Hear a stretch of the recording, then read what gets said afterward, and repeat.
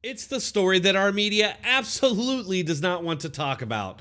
The controversy surrounding the Hunter Biden laptop, the Twitter files, and allegations of a cover-up by both the media and the government. Now, with Republican-led oversight committees starting to ask questions, we're seeing the media and government actually pointing fingers at each other. Who's telling the truth and who's trying to hide the facts? Join us as we see how scared and desperate these people truly are. Let me ask you more about your oversight responsibilities. You made it clear you're going to be looking at Hunter Biden and his financial entanglements with foreign countries, including China. Senator Ron Wyden says these financial entanglements deserve investigation. Will you be investigating that as well? Ask yourself, has ABC News or any mainstream news outlet ever tried to discredit an investigation into Republicans by hounding Democrats to instead investigate other Democrats?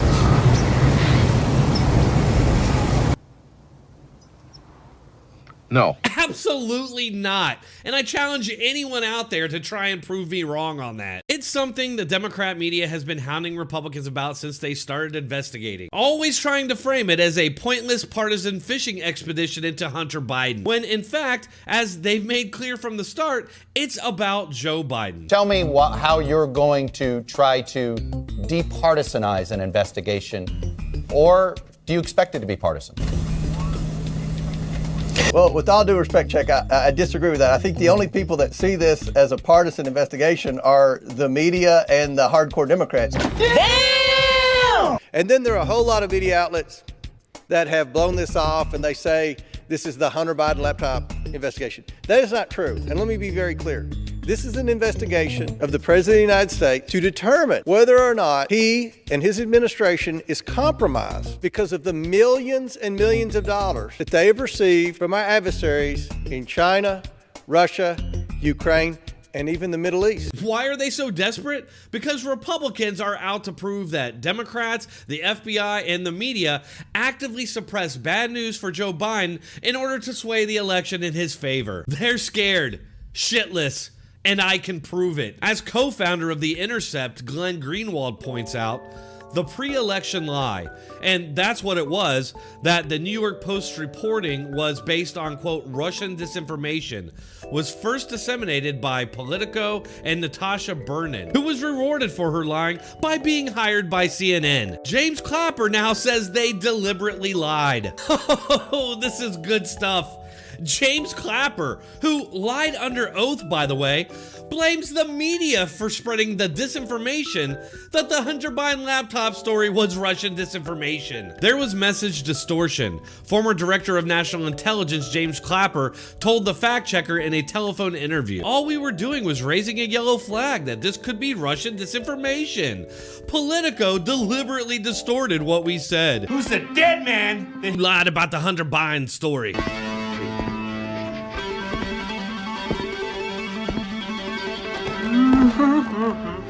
Remember what Mark Zuckerberg said about the FBI coming to him about Russian disinformation? Basically, the background here is the FBI, I think, basically came to us, some folks on our team, and was like, hey, just so you know, like, you should be on high alert. We thought that there was a lot of Russian propaganda in the 2016 election. We have it on notice that basically there's about to be some kind of dump of that's similar to that. So just be vigilant. 2 words, Mr. President. Plausible deniability. So the FBI didn't outright 100% definitively tell him or the media that the Hunter Biden laptop story was Russian disinformation, also known as plausible deniability. That's where the media comes in. Once they started reporting the story as Russian disinformation and 50 intelligence experts came out to confirm, the FBI's tip to Zuckerberg had its intended effect. Politico actually admitted this in their original story about the Hunter Biden laptop. These former intel officials did not actually say that the Hunter Biden story was Russian disinfo. Indeed, they stressed in their letter the opposite, namely that they had no evidence to suggest the emails were falsified or that Russia had anything to do with them, but instead they had merely implied this suspicion based on their experience. Remember what Clapper said about the media misrepresenting what the FBI had told them? Why did he never say anything about that during any of these media interviews? Well, source matters a lot, and the timing matters a lot, I think. And to me, this is just classic textbook Soviet-Russian tradecraft at work. The Russians have analyzed the target. They understand that the president and his enablers crave dirt on Vice President Biden, whether it's real or contrived, it doesn't matter to them. We got you. Could it possibly be because James Clapper is a serial liar?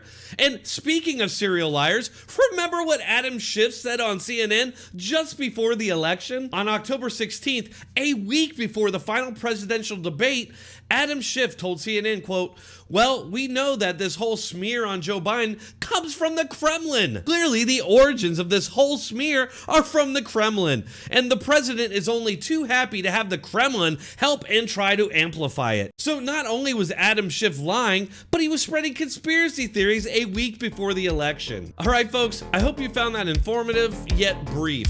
If you did, please hit that like button, share, and leave a comment to let us all know what you think. Thanks a lot, and I'll see you on the next one.